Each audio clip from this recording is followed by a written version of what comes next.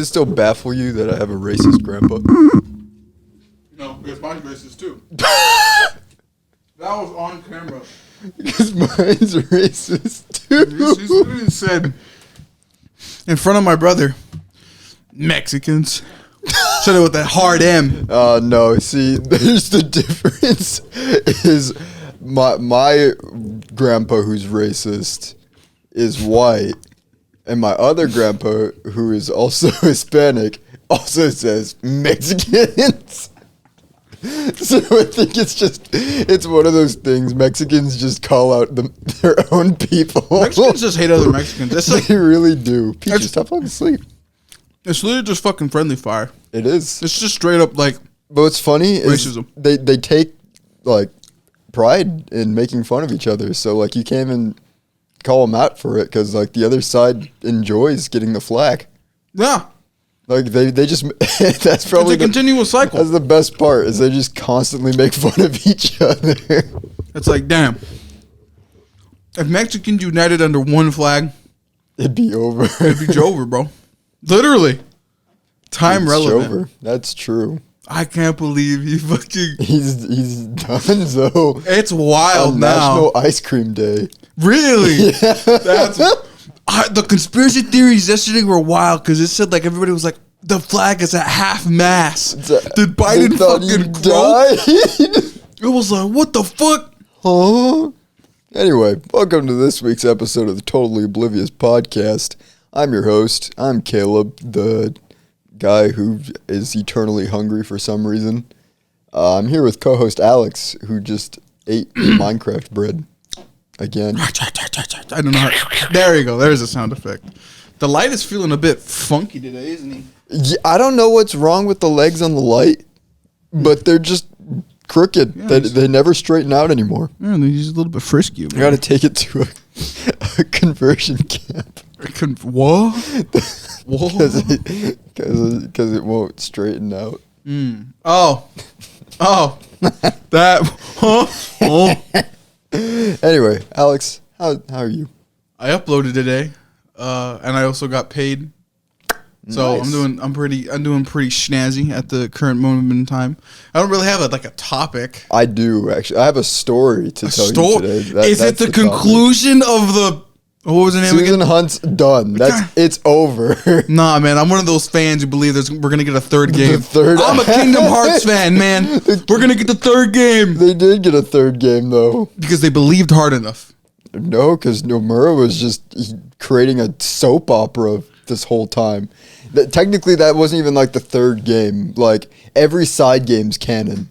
Like you to understand the full idea of Kingdom Hearts, you have to play every side game, or else you'll just be like, "Who the heck is this guy? Who is this?" That's me. That was me playing. I was like playing Kingdom Hearts 2 first time. I'm like, "Who are these people? I don't know. I want to beat them up." Hi, Mark. What? Who the hell's Mark? You meet him in Kingdom Hearts Chrono Trigger X3D.6 remix. Yeah, pretty much. What the fuck does he do? He sells you drugs. So there's a game that takes place between the first and the second one, and that's where you meet the organization members. And I was like, oh, so that's why there's only like 6 of them in Kingdom Hearts 2, the major release. And they're called Organization 13. I always was like, where's the rest of them? They were in the other game. They died. Basically, all the side stories are just fucking quests that could have been in like the second game, but they never did. Pretty much, yeah. They just said, we're going to make a whole story out of it. It really could have been a whole other game, full-fledged, but they're like, we're going to be cheap. Money. And we're going to create a card game.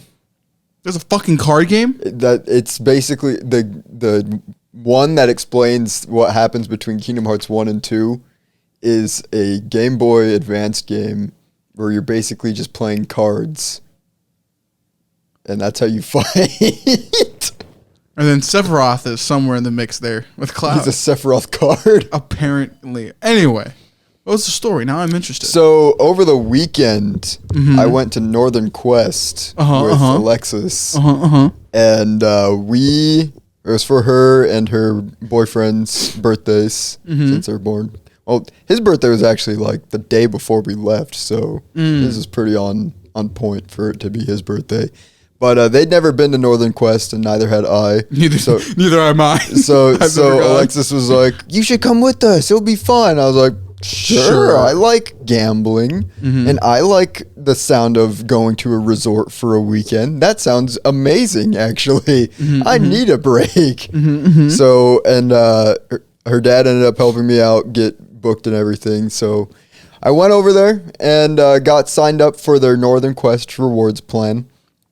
And I guess I better preface this with this. Gambling, no buenas. You can get addicted. No buenas? No buenos. No bueno. You gamble responsibly. You go in there with $500, and if you're out of $500, that's where you stop. You call it there. You have only gamble what you're willing to lose. Exactly. So Chief Keef, I almost said Queef, got like $100K this past weekend. Did he really? At Evo? Not with Evo, but he went gambling, got like $100K. I did not know that. Yeah, wild. Anyway. Wow. So, okay. So, I signed up for their Northern Quest rewards, and apparently they give you a random amount of money for signing up, somewhere between $10 to $500. So, Alexis and her boyfriend Kevin, they got like $10 and $15. And I got the banger of $100. It's cool. I was like, oh man, this is already starting out good. And then I started playing slots with. You already went down. You already went down the fucking stupid route. So her mom was showing me like the slot machines because there's so many slots, and she likes the slots. So she was showing me like the most addictive, the different methods to know about like what slots to play and whatnot. So we go to this one slot that's because some of them are like themed after like movies and TV shows. So the one I went to was Singing in the Rain. And man, I just cranked it and I was just winning, baby. Wait, Singing in the Rain. Singing in the Rain. Singing in the rain. All right, interesting choice. Yeah, I mean, there's other ones too. I think there was like a Game of Thrones ones, and then there was a Crazy Rich Asians one. Okay. So yeah, I played the Singing in the Rain one, and I got bank, baby. You did? I won good. I think it was like $70 that I got off of $30. Okay. So I was up at least like 120 at this point. I was like, man, this is going so good. I'm doing great. Beginner's luck. Let's see where it crashes. And then we eat dinner, and we get to the one that we're all kind of waiting for. Is the tables. So we're playing Spanish 21. What's the difference with Spanish 21 to regular 21? There's no 10 cards. Oh, what the hell? The face cards are all the 10 cards. There's no 10s. Okay. So we're playing that, and I was getting the hang of it. You know, I only put down maybe like $40, I think. No, I only put down 20 to start off with because it was a $10 buy-in. I bought in the first 10, lost it, and then kind of going on off of that. And then we sit down next to this, we sat down with this guy at the table. His name was Chris. And then our dealer got swapped out, and her name was also Chris. So that was kind of funny. Chris and Chris. But yeah, the guy who was sitting with us, he just liked talking. He just liked talking with us. He's just sitting by himself too when we first got there. And he's just like, I just like hanging out with people, you know?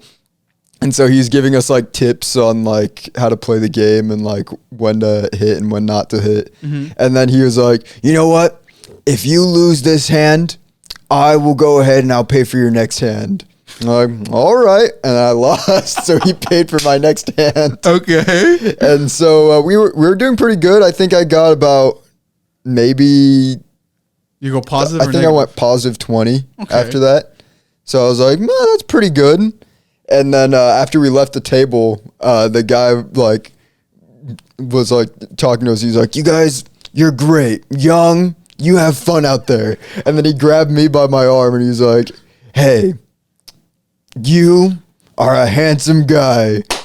No wonder I was getting those fucking questions the other night. Have yourself a good time tonight, all right?" I was like, you know what? Sure thing, man, I will. And then he just like gave me the bro hug. I was like, all right, man, sure. Okay. And so we left, and we're just kind of hanging out. I think we had dinner after that. and we're just hanging. And we ended up going back to the tables after that.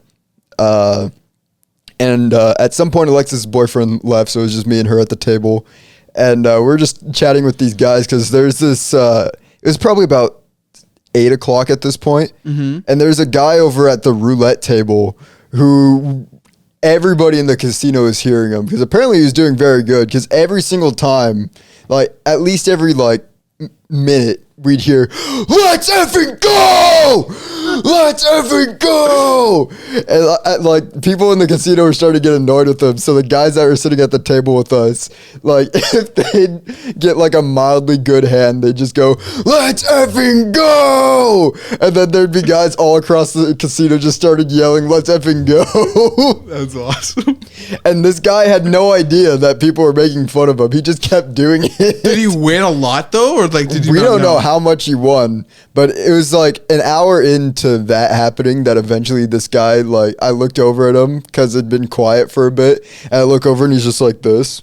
And I'm like, I don't think he's doing good anymore, guys. He doesn't look very happy. Once you win, so the rule is with roulette in specific, once you kind of win like a big ass number, stop, because I think it's mathematically speaking with roulette. You can't win a whole bunch. It's very improbable to go on like a hyper long streak. So once you feel like you've peaked out, like the number in your head is so big, you go, that's a pretty good number. Stop there. Stop right there. Don't go any farther. No more. Stop. If you get like, I'd say personally for me, if I were to win $5,000 in one run, fuck that. I'm not wasting that. That's $5,000. You know what $5,000 can get me? A what? Like sure, double it, put it on red for 10, but I'm like, hold on. That means I could lose all of it. I would lose all my money. I'd rather have $5,000 than getting up to 10. I'm not really big on those whole gambling memes where it's like you get $1 billion and then you're like, double it, put it on red. Huh? So funny that you mentioned that because as we're sitting at that table playing Spanish 21, I was feeling pretty confident because we jumped from table to table and I just kept having pretty good streaks except I had a good streak on the first table, and then the second table, I think I lost $20. So I was like, all right, that's not too bad. And then we get to this final table where it's just me and Alexis and these guys who are making fun of the yelling guy. And I'm starting to feel pretty confident in my hands. So I start, instead of doing the minimum $10 bets that I was doing, I start doubling up. I start putting down $20 bets every single time. Just going crazy. And at some point I get to where I get 2 jacks, so I have 2 tens, and I'm like, all right, you know what? I've learned this strategy before. When you have 2 tens, your best bet is to double up, split your bet, and try to get quadruple your money that you had. Go with the quad method. Go with the quad method. So I double my tens, and I get another 10, and I'm like, triple it.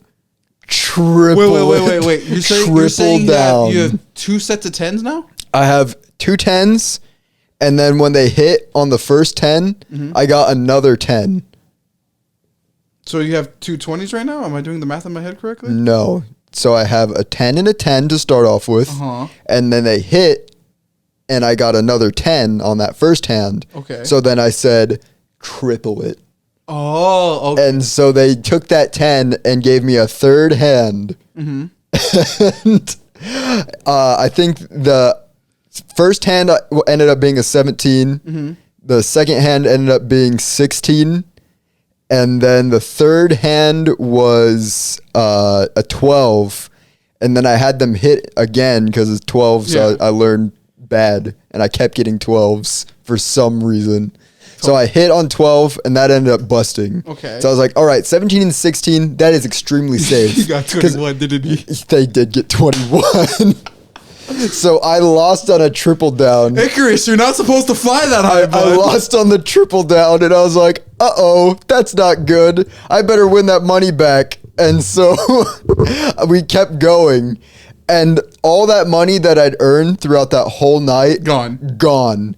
plus the money that, because I think I converted all my money at that point into chips. And so all my money was gone. I still had, so I lost 100 that they gave me for free. And then I withdrew 100 just to start off. And at this point I was $85 in deficit.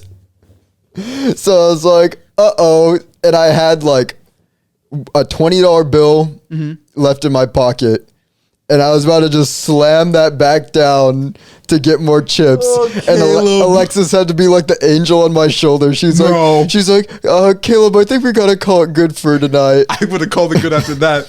That's God striking you down. She's like, because her parents and everyone else was over in the club that they had there.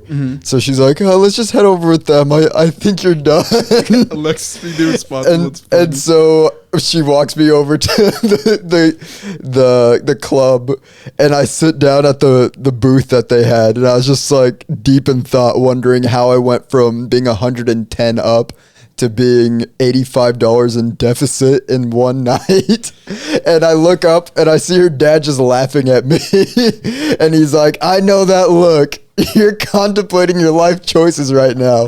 I was like, yeah, I definitely am. With 21 in specific, not Mexican 21. I'm not familiar with that game. The only time you start splitting is when the first hand you get is higher than like 19. Yeah, I had 20. I know, but it's just like then 20 again. Yeah, that was just unlucky. It was just the worst string of luck to ever happen, and just snowballed to me losing, going $85 in deficit. If you would have won that, how much would you have got? So I had 20 down on each. So that would be 60. I would have won 60 out of that. That would have been good. That would have been good because I had 110. See, that would have been very good. And damn. Or I guess at this point I'd lost a little bit too, but I was kind of still doing like decent. You're still in the green. So it was like, $85 deficit. That's not good. So I called it there for the night after Alexis had to pull me aside and kind of be like, big dog, you failed. You're going down the wrong rabbit hole right now. This is bad. So we left, and I just sat in my hotel room, and I was like, oh man, what am I going to do on my money? Yeah, I think the strat is in 21, at least professional 21, you get to those higher levels, you snowball it. You go small hand, until don't quote me on this, but it's not until your positive reach triple digits is where you start to get multiple hands, and then you start to triple the snowball effect. I think some people do that in roulette too. That's kind of the strategy. So going into 21, it's only like single hand, but you try to double it. You gotta make at least a double net profit on those smaller hands to get like a really good hand back, unless you're playing poker. But that one's professional poker in terms of the casino games is fucking nuts, dude. The high level poker is fun to watch, but it is I'd say as complicating as chess, if not maybe more for complicated, sure, just because of the luck factor. Yeah, those we didn't even play poker. I would have played poker at least once. I like 21's just simple and still. It's the baby game. It's easy. I think it's just as fun as poker. So we were playing that for the most part, but after that I was like, oh gosh. So we get up the next day, have breakfast, and they're hitting the casinos again. And I'm like, you know what? All right, I had the best work with the slot machines. So I go to the slot machine, and this is where I should have learned the lesson from that guy earlier, because I went from I put in 20 and ended up getting up to 85 on the slot machine. I was like, all right, this is good. This is going good. And I should have known after getting that bonus, I should have just left with the 80. But I was like, no, we're going to double the 80. Oh, God. And I ended up losing half of it. So I had $40 at this point. Hey, at least you came back with something. I was like, you know what? I got enough. I'm gonna just because then now I had $40 in my wallet, right? So I'm ready to just call it there and wait till later on in the night when we get back to the casino, because at this point they wanted to go bar hopping in Spokane. So we ended up going to Spokane. Spokompton. And the whole night after losing all that money, Alexis was like, you just got to change your mindset, Caleb. You got to have a positive mindset. You got to change your mindset. Think positively, not Alexis. Negatively. And I was like, just think of that the whole time we're in the first bar. And then in that first bar, they learned that there's a speakeasy next door. So we're like, all right, let's go. We go to the speakeasy next door, and I feel like I'm entering into a mob movie, because we literally enter in through like a hidden bookshelf door to get inside the speakeasy. And we're chilling in there for a bit. We have more family come in to hang out. And at this point, I was like, I'm not into the bar scene. And I know we're in downtown Spokane, and I don't have any clothes at all at home. I might as well go shopping. So I went on a solo venture through downtown Spokane, just trying to find some clothes. And at this point, I got struck with the idea. I was like, maybe Alexis is right, but not about the positive thing. I got to change me. I got to change the me. So I get... since I was wearing thick jeans and like a thick button-up shirt in 100-degree weather in downtown Spokane. So I was like, regardless, I kind of got to change my clothes. So I was like, all right, let's go to the mall, see what we can find. So I end up going to the store, one of the clothes stores, and I'm like, do you guys have anything that's like nice and cool, but also like makes me look good?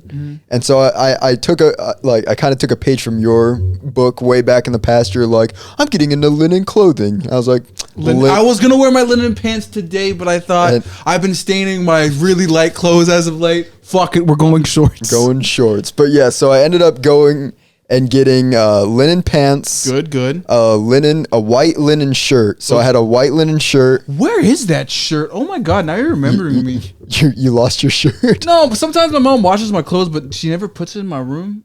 Never mind. That's besides the point. Now I remembered. I'm gonna go fucking start going through things. Where's my shirt? Where is it? Probably on the floor, if I'm being honest. But yeah, I get this nice white linen shirt because the girl there said that white was probably the best color for me to wear. And I was like, you know what? I haven't worn white in like over a year now. I might as well wear white. So I get the white linen shirt, blue linen pants, because miraculously, it was their last pair of linen pants. It's faded. And it was exactly my size. Double faded. She was like, unfortunately, this is the only size we have. And I was like, fortunately, that is exactly my size. My small looking ass. Me and my tiny self. Yes. So I got those, and I was like, I passed by a sunglasses parlor on the way there. So I was like, you know what, screw it. I'll get me some new shades too. So I have this whole new fit. And walks back to the speakeasy. Hi guys, what the fuck happened? So yeah, I even go in the bathroom at the mall and get changed. So I felt like on like a spy movie where I went in and I came out like a completely different person because I was like wearing such different clothes and with these nice. I even brought the sunglasses too, just to have an example. I didn't have any pictures of me wearing my fancy clothes. I'll wear the shades. I got them for cheap too, for them being polarized. So I got these nice linen white shirt, linen blue pants, and I was like, the last thing I need are new shoes because the shoes I was wearing were my old Vans, and they were looking a little rough. So I go to Carhartt, and I'm like, do you guys have any like shoes? And they're like, we really only have boots, but I guess we can take a look at what we have. And they have these nice black Carhartt shoes. And I was like, that's actually perfect. That's exactly what I was looking for. So I get in those new shoes, wearing a whole new fit, and I end up walking across like, I'd have to say about 4 blocks to meet up with them at the bar that they were at. And when I get inside, I give the hostess my ID, and then she lets me in, and everyone turns around and they're like, they're like, what the heck? Like, well, you look so good right now. Thank you. Thank you. I was like, I feel like a winner now. So, yeah, we hung out at that bar for a bit. Please tell me we went back to the casino. Please, for the love of God. Of course, since we were staying at that resort, at the end of the day, we were going back to that casino, and that was the only thing on my mind. I'm going to win. I just spent $200 on clothes to change my entire personality to be a winner personality. I'm ready to hit the casino again. There's only two routes for funnies here. Either he wins or he loses. And so we get back there. I play the slots a little bit again. I don't do too great, but I still have about $40 to try to earn my money back. $40 to my name. And so we hit the tables again. Is me, Lexus, and Kevin, and then a couple of her friends ended up showing up while we're out in Spokane. So they were at the casino with us too. And we're all at this table. We're all playing. And I'm like, before it was like, oh, I'm goofing off, just having fun. But I was like locked in at this point. No, just mogging. I was like this, walking up to that table. I was like, put me down for 20. Take everything I have. I'm winning my money back. And so we're sitting at this table, and I'm doing decent, but not great. We're like, I'm still like kind of staying around like the $40 range. And I'm like, I got to start getting up there. Wait, I have a question because there's more strategic stuff. How many people are at the table? So at first, I think there was I want to say there's a Hispanic guy right here. Just tell me the number of the people at the table. Well, it changed as it went on. What was the largest amount? I have to be specific. So we had a full table, so it would have been about 6 or 7 people. Okay. Where did the dealer start? So they started. Where did they end? They started on. So you're the dealer, and how was the board? I'm the dealer. They started to their left. And where were you? This way. I sat dead in front of the dealer. God damn it. Looked them dead in the eyes, and I was ready. Like, that was my power stance. So I sat there the whole time, every time, because Alexis and Kevin would sit right here, and I just sit next to whoever. So here's the strategy. It even works in Red Dead. It just works in real life. You never choose anything else but the last fucking seat. Or how many people are there? You were the last seat. Because even in 21, you can still count cards.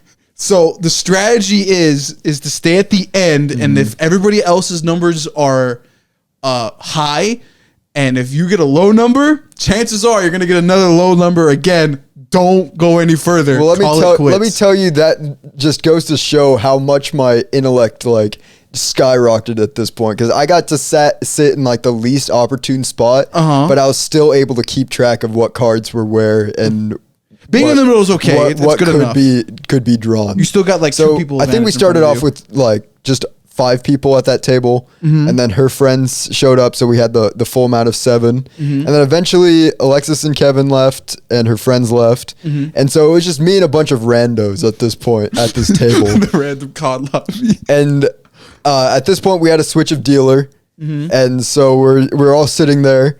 And then the guy who was sitting next to me the whole time, who ended up switching seats to be on my right now, he kept losing, so he's like, I'm done with this.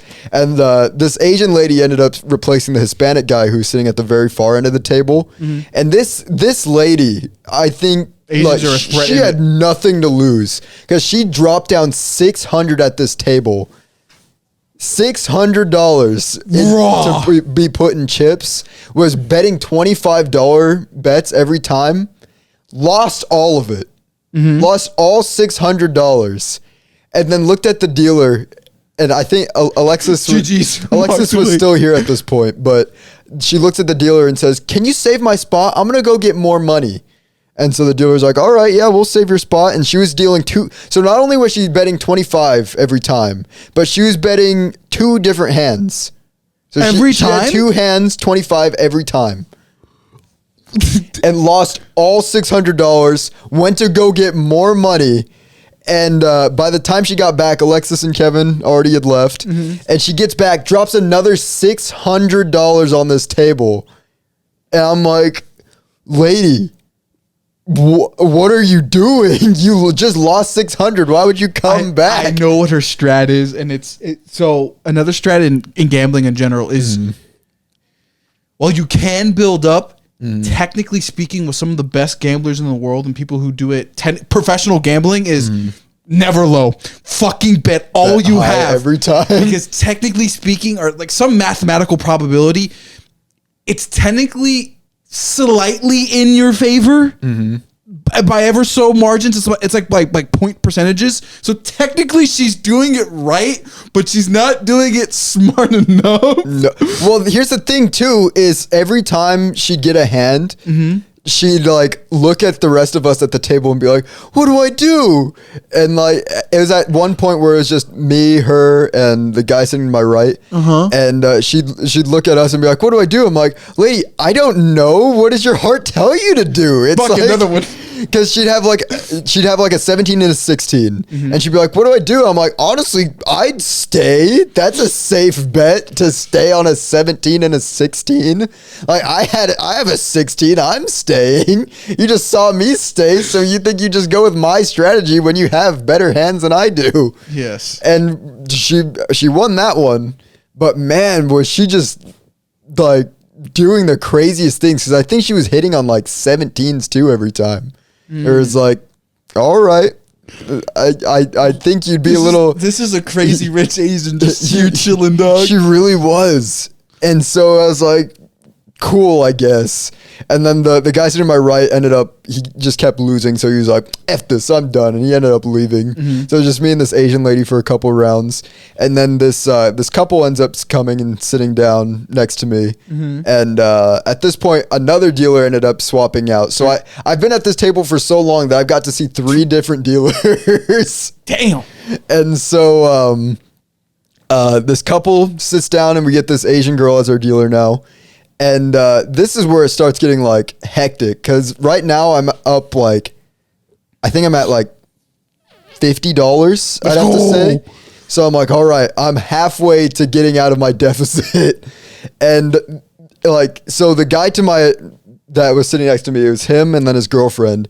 This guy right here just kept getting 21s. Like the worst feeling ever. Once the Asian girls started dealing, he kept getting 21s, and then she'd get 21s. So I'm like, what the heck is going on? How do we keep getting these 21s? I was barely scraping by sometimes too, where I'd have like one over what she'd have, or she'd barely bust. So I'm like, oh my God, I was sweating bullets. And so at some point, like I was truly locked in at this point. Just like, I don't even think I was blinking, because I was just watching the cards and seeing what everyone else had. So I'd be like, if I'd be at like because before I was like scared to hit on 12s, because like you have like a very high chance of busting. But at this point, I was like, I have a 12, but she has a 15. So no matter what I do, if she gets a face card at all, I lose. So I might as well just hit, because that's my best chance at trying to beat her card. You know, this is just random. You know why 11's my favorite number? Because it's the best card to have. Fuck yeah, that's why. It literally, like, I'd be so happy when I'd see a king 11. and an ace. I win. That's 21 right there. You get another 10. I was Boom. so happy. And I mean, at this point, I started getting 21s too. So I was like, oh my gosh. So how much are you up now? Since I just won a 21, they gave me 15 chips since I was betting the minimum of 10. So I was like, you know what? Screw it. I'm at like $60 right now. I might as well start betting 15 and just start trying to build up my money. There you go, faster. the snowball effect. So I have the 15 down, and I keep betting 15 every time. And when I'd win, I'd get 15 back. And it was just like progressive building until I finally reached $100. So I won my money back. And I was like, you know what? At this point, you cut your losses. I might as well play until I lose again, and then I'll call it quits. A real gambler, baby. So I get to 120. and I place down my $10 bet, and then I finally lose. And I'm like, all right, I'm keeping to my word. I'm walking away this table green, baby. No longer in the red. I might be only $10 up, but I'm $10 in the green. There you go. So I cashed in all my chips and got my $110. I was so happy. So and I checked my phone. I'd been at that table for 2 hours after everybody left. That's real. I get to that club. My eyes were just like bloodshot red because there's like people smoking all around me. Didn't blink that whole time because I was cigarettes? both Icky. So I was just like bloodshot eyes because I was so focused. Didn't blink. Filled with smoke in my entire essence of my body. But I go to the club where they were again. It's like 11:30 at night. And I go up to Kevin. I'm like, Kevin, I'm in the green, baby. And he's like, let's go. Like, that was the greatest moment of our entire night, was that I finally got out of the red, because I was the only one who got in the red the whole weekend. Somehow everybody else was lucky on every other thing. You had a character arc. That was your weekend. Really did. I got into my pimp outfit, and it's somehow linen shirt, linen pants, Carhartt black shoes. That's your poker fit now. That's my poker fit. Anytime we go out and gamble, that's what I'm gonna wear from now on. Yeah, I need to go gambling. But yeah, that was probably the greatest experience. But still, gambling, that's a slippery slope. Don't do it. If it wasn't for Alexis, I probably would have gone out of that weekend $200 in the hole. Okay. Gambling is not all luck. It's not. Nothing in life is 100% luck. Yeah, so you got to be smart. You got to do what he did. This is technically in the game of 21, which I'm a proficient at.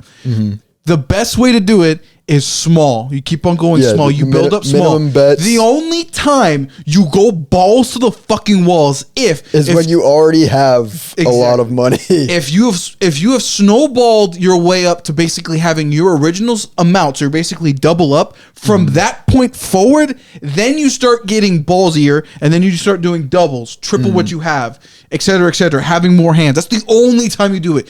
When you have, it's kind of like YouTube, when you have extra money than like the previous month, you're like, okay, I have extra $500. I'm gonna go buy out on X, Y, or Z. Same concept applies. You're just betting more money because you just have an excess amount now. Now you have more to work with. And then that goes into the other theory. You bet more because if you're betting more, you'll get more out of it. Don't bet low, because what if you had more during that one spin? So it's like, don't doubt yourself. If you have the excess money, spend it, because chances are you will most likely get more out of it. And I think there was a guy in Vegas who had the same mindset I do, and I kind of learned off of him. But apparently he's way big into it. He knows how to basically like play fair, but technically cheat, and basically can win any game.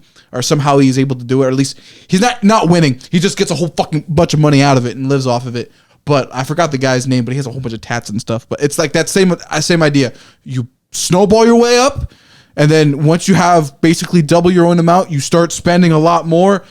In theory, if you're playing the same way you exactly were before, you should be then able to get more money, et cetera, et cetera. And eventually, at one point, I would say, if you're up by a fucking lot in 21, just go fucking play roulette, because roulette's probably the most profitable out of all of them, because you can go from like, if you get the number and the color right, you can go from like $50 to like $1,000, depending on how some casinos do it. So if you end up a lot of money playing 21 correctly and then going into roulette, just saying, that's technically the path I would take. Yeah. I would have been around Caleb's shoulder. Don't do it. Sit on the end of the table. Be with me, dumbass. No, because I still succeeded in the middle of the table. But then here's the thing. The guy to the next of you was getting statistically more lucky. So that just proves the statement. Wherever the dealer begins, you want to be on the completely opposite side of it. Counting cards, While the casino, while it's not illegal, the casino doesn't like it, but do it. It's difficult to learn. Even I kind of do it sometimes when I'm in a cardi phase. But if you learn it and you do 21, I can guarantee you will come out of that casino in green. Well, even then, if you count the cards, there's still a chance that you're gonna count the wrong card. Oh yeah, exactly. So card counting is extremely difficult. It's like, honestly, you're better off just strategizing by just being like, looking at what the dealer's hand has and being like, what are my odds of busting at this point? Yeah. And it's like, if you're looking like you have a safe hand compared to what the dealer has, then you might as well go for it. But if not, then you might as well just you might as well hit. If you have 12 or 13, that's when you hit. Yeah. But when you're anything above like 14, you might as well just wait for the dealer to bust. Because honestly, if you try doing anything other than that, if it's above 11, you can hit. 12 and 13, you can hit.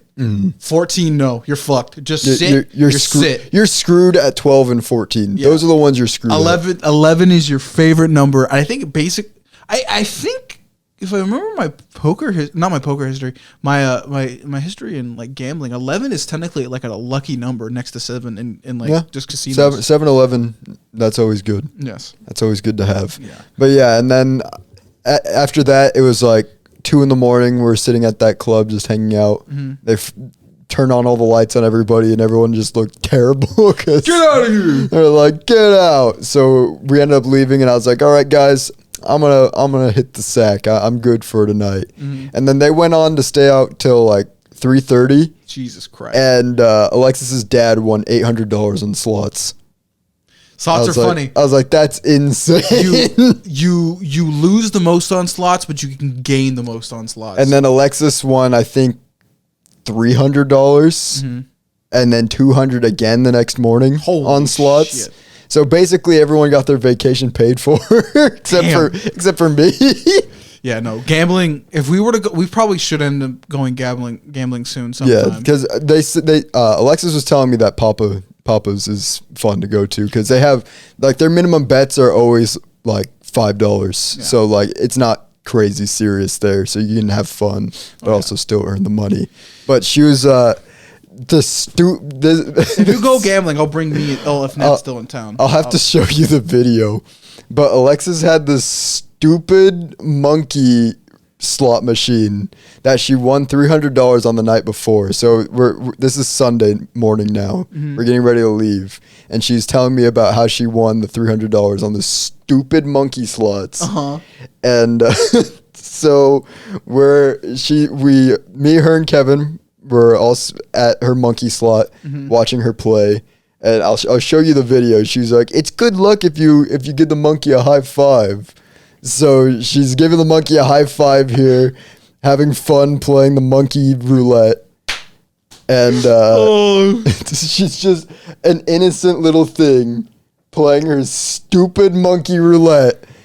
And she goes on after that video to get the super bonus and get $200. Well, maybe you should listen to your cousin, because apparently she not only got you some spiritual motivation to eventually get you agreed, and then she high-fived the monkey and then got what? $500 out of that whole vacation. $500. You should listen to her more often. No, so then me and Kevin were like, all right, we'll try out your monkey machine, because it still had the stack high that you knew that you were going to have a high chance of getting the super bonus, which was like, I think probably like $1 million was in there that you could possibly win. Jesus Christ. And so I take out the extra 10 that I had, my green for the weekend, put it in the machine, and that monkey just eats it.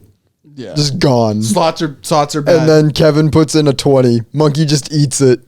Gone. Yeah. So we look at Alexis, we're like, your stupid monkey machine. It only likes you. Did you give it a high five? I did.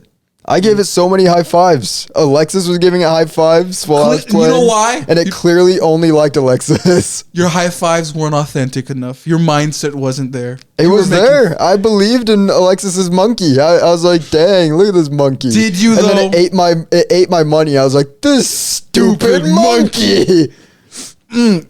Monkey. You stupid monkey! Frieza! What's up? But yeah, that was my weekend. I went from the gambling fool to making the greatest comeback I've ever had in my entire life. I know we're not in October yet, but over the past few days, I've been getting pretty conspiratorial, as I per do. Conspiracies. Well, this is not a conspiracy, but this was more like metaphysics, not pun intended with my name. It's just ironically calling that. But I was watching a JoJo's video on how his name's Luke. Kind of went with like big brain and was like breaking down JoJo's in like in a meta-contextual way, explaining like JoJo's is oddly mathematical and a whole bunch of stuff. I knew it all because I know too much on an art. I know if there was like an iceberg level ranking system, your Titanic level. I'm on the fucking bottom. I'm not at the iceberg anymore. I know too much about this goddamn series. Titanic level. Yes, your Titan sub level. I'm at the fucking ground floor of the ocean on that fucking iceberg. So I knew most of what he was talking about. But one thing he mentioned was how like within part 7 and 8, there's kind of like a karma system where you put in good things, good thing comes out. Put in bad things will come out. But sometimes there's just random events that you cannot physically control, and sometimes you'll get the shit end of the stick, sometimes you'll get the fucking great end of the stick. And one of the things he ended up saying, and I kind of fact checked it, at least within the series itself, is like the idea of being in a golden lifestyle of just being positive, and like all your actions are not for yourself, but for the greater aspect of humanity or for another. Somehow, and he brought up some really good points, is like more beneficial and actually like not theoretical. It's actually like a real thing. I might do a video on it in and of itself with in a different related topic, but the fact that Alexis was like, you need a different mindset is like she's right. I was like, what the fuck? At the end of the day, she is right, because like if you have a negative mindset, negative things do typically happen. It's weird. But at the same time, though, there's two lessons that I learned this weekend. The first and foremost lesson is that Colby is a liar in many ways than one. So he lied when he said that the slots were my best bet of playing. They were not. You could have called me and I said that was slots. Terrible idea. They just eat your money. Never go to slots. Listen to me. They're fun, but they eat your money the fastest. Yes, they're bad. And the second lesson that I learned from that Colby was wrong about is I am not a lucky person. No. Absolutely terrible luck. I think the absolute only reason why I was able to come back as hard as I did was because I have such high charisma. You basically fall out at it. You wear everything good. Your charisma stat went up. My charisma stat was so high that it made up for my bad luck stats. No, you went down the charisma skill tree, your old skill tree, and somewhere down the skill tree line was luck bonuses. Luck bonus. But you took it all off at the end and it all went away. So that's what pretty much. You need to go in there with a positive mindset. The charisma bonus of getting luck plus. Yes, and then you do all of it. And not to mention too, another thing relating back to that JoJo video was I want you, when 7 comes out, the anime, just to watch it by itself. You don't need to watch 1 through 6. There's a philosophy in it called, like the napkin test or whatever, where whoever picks up the first napkin, the person if it's on your left, if it's on your right, the person on next to you has to do the right, so on and so forth. It all keeps on going in a circle. Kind of works similar with poker. If there's a lot of good hands or bad hands on the board, chances are you should probably keep going. If you don't, you might fuck yourself. If it's bad, don't keep going. Obvious enough. Yeah, that's the other lesson that I learned over the weekend is know when to hold them and know when to walk away. Because if it wasn't for Alexis, my bank account would have been crying. Yes, poker's not for the lame man. You genuinely you have to walk in there knowing what you're doing. You can't just be like that Asian lady. I had two split hands, putting 25 on each. I'm gonna throw $1,200 at this casino. You know what I would have done? I would have made a bet with her. I'd have been like, if you split me your hand and I make money with you, I'll give you half of what I got. I probably should have With the amount of money she was spending, I could have got a whole bunch out of her. She kept asking me for advice, and I'm like, lady, you saw what I walked in to this table with. Like, you I got dirt to my name. I had nothing. I was gonna go out of this with either more money or nothing. Yeah. Like there's no way. I was even ready too when I got to, like, at one point I was at only like 15 chips left. I was ready to lose all my money, so I cashed in my 5 to be all ones, and I started making side bets with the ones, and I kept one chip because I was like, if I lose all my money, I'm taking this one chip home with me as a reminder of my failures. And somehow I got up so much that I was like, heck, I'm using this one to make a side bet, and I won that side bet. Exactly. There you go. So I was like, golden. Clearly charisma is my greatest stat. I'd even say controversially like this. You only lose in gambling is because of your own hubris. Pretty much, yeah. If you come out even or positive,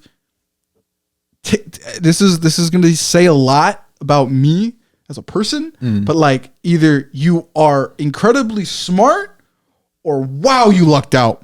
For both of those, because if drawing even could be showing of skill and luck, or the other one can be showing of skill and or luck. But if you genuinely go all negative, it's not really because you had bad luck. It's because you were playing really fucking stupid.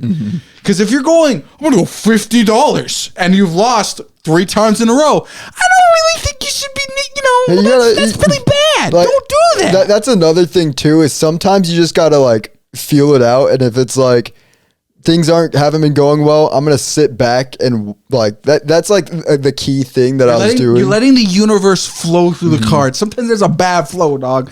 Calamity and all sorts of stuff. My charisma said, you know what?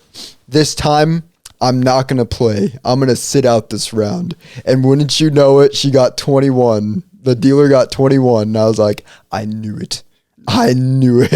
And immediately after I went back in and got 21. I'm telling you, man, JoJo's has taught me a lot. All those fucking pages. There is gravity. There is fate. There is flow. There is karma. There is luck. There's just there's fortune. Sometimes, man, one of the conspiracy theories we will cover in October. This has been brought up twice to me in the past 3 days with that Luke video, because apparently the CIA thinks stands are real. I'm not fucking joking. That the CIA believes that all humans have the ability to conjure up an energy source. Yes. How and why, I don't know in extreme detail, but we'll cover it in October. Use this video to remind me. But sometimes you can literally, from the FBI or CIA, I can't remember. I always get the two fucking confused. You can literally will yourself into being more positive. Like, it's not a joke. The government literally saying, there's a weird thing where you can just will it into an existence.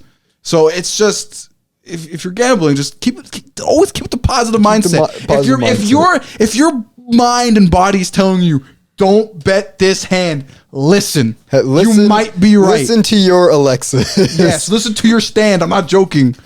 But like, no, like, there is luck and there is fortune in the world, and sometimes you are able to almost third eye it and see it.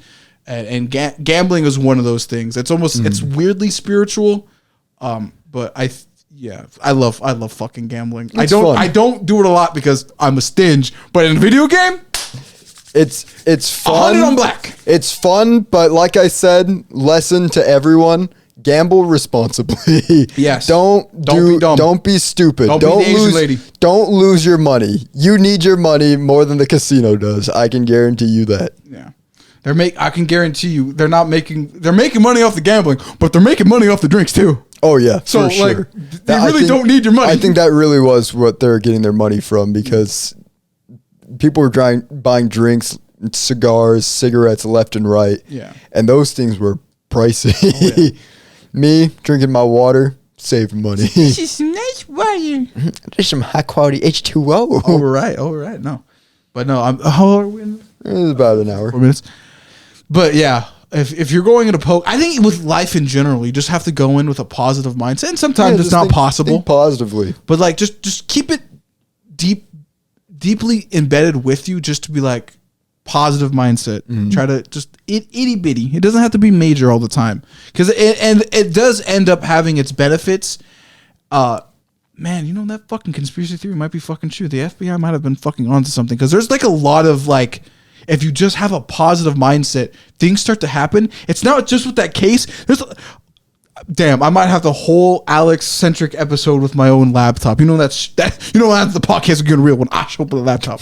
But like in life, you just go in with the positive flow, and things can change. And sometimes you might get fucked over, and some calamity might befell you. But sometimes it's not because of you. Sometimes you're just in the wrong place at the wrong time.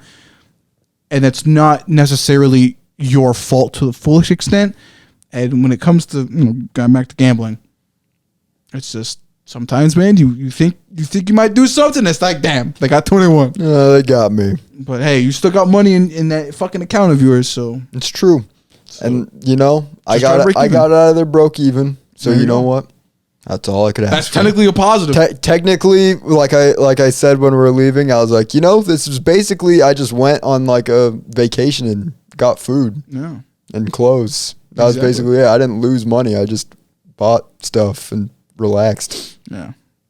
You gotta be careful. You gotta be calm and collective. You gotta be intelligent with the actions you do, just in life in general, and especially with gambling. Because it's like, don't be that Asian lady and start dropping double hands.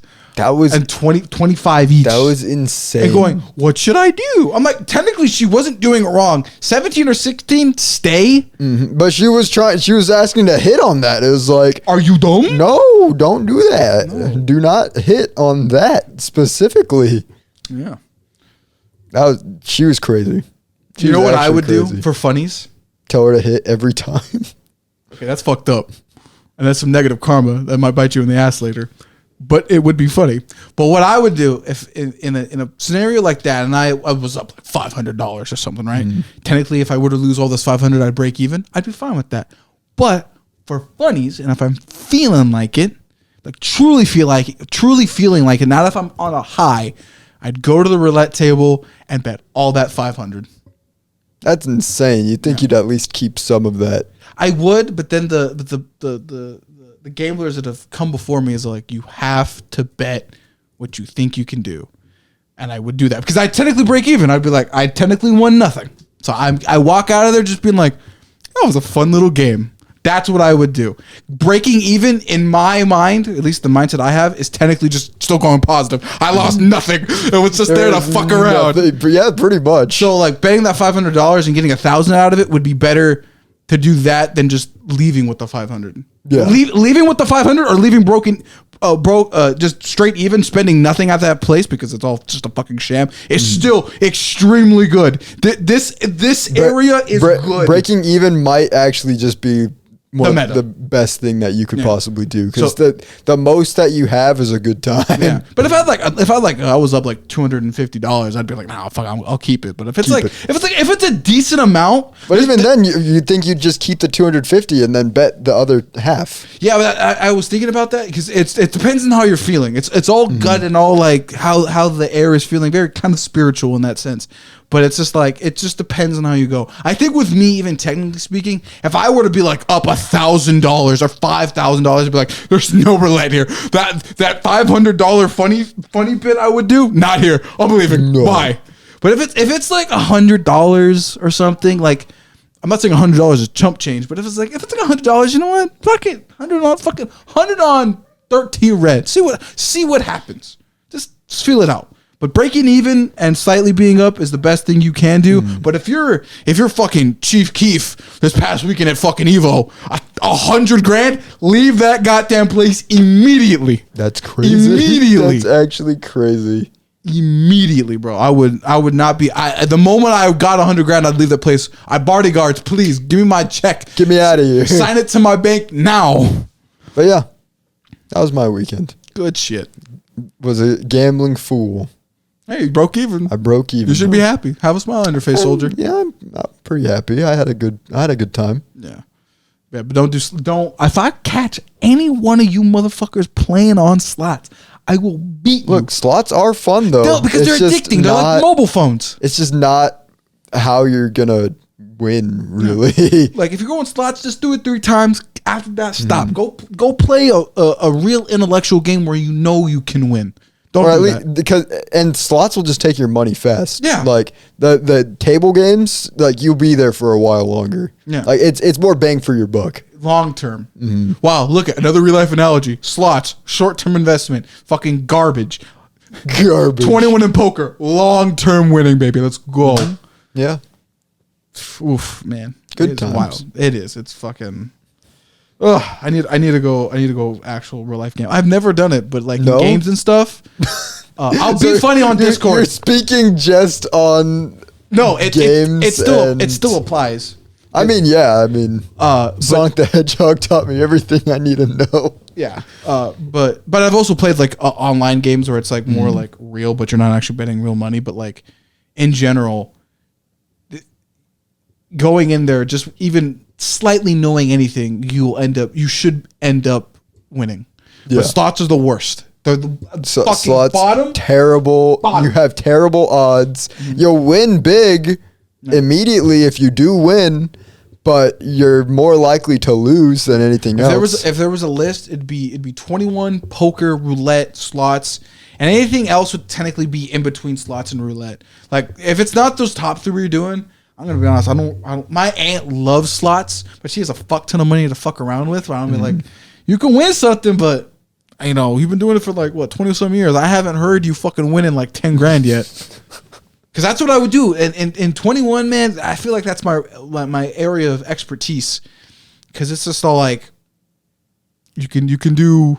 I'm up 1,000 right now. I got a lot to burn, and I'm not feeling funny with roulette today. That's all of a sudden you go, I'll put 1,000 in, and that fucking the sweetness of the dealer busting when you have 21 or 20, 20 or 21, and they bust. It's just like glorious. High bet 21. Well, it doesn't matter if you have 21 and the dealer busts. You already won. Yeah, you already won. Or 20, just 20, and they bust, and it was a high bet. Greatest feeling in the world. Greatest feeling in the world. And in a moment like that, with all that money, bro, you get like you're $2,000 up. And that's then nuts. You go home. Yeah, you go. That's $2,000. Go fucking, I don't know. Go buy something. Invest in stocks or something. You know, $200. I mean, that's just gambling again. Yeah, but that one's even more math and stuff. Yeah, you actually have to be smart to do that. That's like I'm not gonna give all the fucking stock bros like gigabrain and like ideas. Well, I mean that's giving them too much credit. Yeah, I'd be like, you gotta know the market, because if Elon Musk is rubbing his chicken and it's all over the internet, expect the stocks to go down. Yeah, which happened. He was choking his chicken on the internet. Well, no, but some pretty similar when Elon Musk says something that basically he's manipulating the market, which should be illegal, but I guess he's rich enough that it doesn't apply to him. Yeah, it's funny. Stocks are stupid. Yeah, kind of is stupid. Stocks are literally just what all like hardcore games boil down to. Just meta. It's like pretty whatever much. The meta is, you follow it to a T. You cannot deviate. You can for funnies, and it might get you somewhere, but for the most part, stick to the top 500. Nothing. Yeah, it is wild. You know what I would have done if I was old enough and I knew? If I were to win, this would be my big plan in the future. If I ever were to get a lot. If I were to win like a decent chunk, like I don't know, like $5,000 just one day gambling or something. I got really lucky. With that $5,000, I would invest in a tech company like NVIDIA did a while back, because they're now $1 trillion company, right? And a lot of their older employees wanted stocks instead of like actual pay. Money. And now the problem is with all the older high end workers is they're just not working anymore, because they're now literally multimillionaires because of NVIDIA, because they were like, I want stocks instead of actual cold hard cash. So that's what I would end up doing. I'd be like, I'd buy it out, and then one of NVIDIA's competitors or something, I'd start marketing into them, because eventually I don't think NVIDIA will end up being on this high rise for very long. We'll see what ends up happening. It's, of course, it's the markets. You don't know what's You going never to know. happen. But, like, that's what I would do. If I had, like, a good, decent amount, I'd split half of it, put it into those stocks. You know what? $2,000 might end up getting me $2 million. It could. In the long yeah. term. That's what you technically should do, because a lot of gamblers shockingly do stocks. So it's just That's how all they the get their gambling money money. goes right back into it. That's what you technically should be doing. You should, but Yeah, a lot of people, they not smart. you're not smart. They know smart. They dropped $1,200. Or put it into a savings account or like a Roth IRA. That $2,000 in like 6 years will become like $2 million. Yeah. So it depends. Invest. Because that's like what, a couple months worth of putting it in monthly right there. Boom, 2,000. Mm-hmm. So like eventually you can start saving it up again. So where you can have future months to do it. So it's like, it's basic. If you gamble and get money, invest it. Don't actually spend it. I would heavily. Maybe someone can clip this. Keith, listen to me. That $100,000 you got, don't spend it. Invest. Do something with it. I don't personally do it because I'm a pleb and I have financial troubles with the problem right now. But like, if you have $100,000, don't spend it. Don't go buy a car. Well, you can spend it, but not on something stupid. At least spend it on something you need. Yeah. Like, that's the thing. Like, you don't have to invest it, but at least spend it on something, like, useful, not on stupid stuff. Yeah. Like, you gotta. I guess investing doesn't entirely have to entail to stocks. Yeah. You can invest in, like, A car. better stuff for your everyday life. Yeah. Big brain. Big brain. investing. Just spend your money wisely. Yeah. Don't be I stupid. think he also lives in Florida. Does he live in Florida? I don't know. I don't even know who you're talking about. I mean, Keith. Keith? Oh, I don't know. Nobody calls him Chief Keef. I know. I call him that for funnies, but Keith. Ready, Keith. Oh, I didn't know he won. Yeah, he won $100,000 on Evo. But like, no, Keith. Like, that's what I would say to Keith. Just buy what you need. But like, burning $100,000 is wild to me. Oh yeah. So it's just like that's what I would end up doing. I'd eventually start investing it into something else. And I got a pretty decent penny that I just recently got from YouTube. I won't lie. So probably should end up doing something with that. What I should do, I don't exactly know right now. But that's smart. Don't. Life is like gambling. You gotta know when to fold them. Know how to play the game. That's my life lesson to you and you. There we go. And Pichu. I already, And my goat. I learned that lesson. A lesson learned from me this weekend. Yes. Know when to call it quits. Like this episode. I think it's time to end it. Yes. Because I eepy. I'm hungry. Yeah. Me too, a little bit. Anyway, Alex, any final comments to send us on our way? George Bush did not. Yeah. Anyway, yeah, I can't really think of anything else. So I guess Trump's assassin being a gooner was totally on my board list. you know. He looked like a gooner. He fit this description all right. Funny. I will say that. Anyway, I know we said this episode was supposed to be the movie review episode, but things changed. Yes. So next week's episode will be movie review. Yes. Talking about movies. Fuck, I got a plan for Deadpool that. 3. Yeah. Anyway. You know, it that's has a it. 54, and I won't spoil it. We can end it in here. But you know, it has a 54 on Metacritic. I know this movie's gonna bang. It's gonna bang. It's gonna bang. As a 54, it has to be good. It has to be. Where's the fine art? This is a fucking Deadpool movie. There's no fine art in this. Up. It's for funnies. Shut up. Let's Anyway. see. It's gonna be good. It's gonna be good. It's gonna be a banger. Anyway, see you guys next time. This is. Peace out.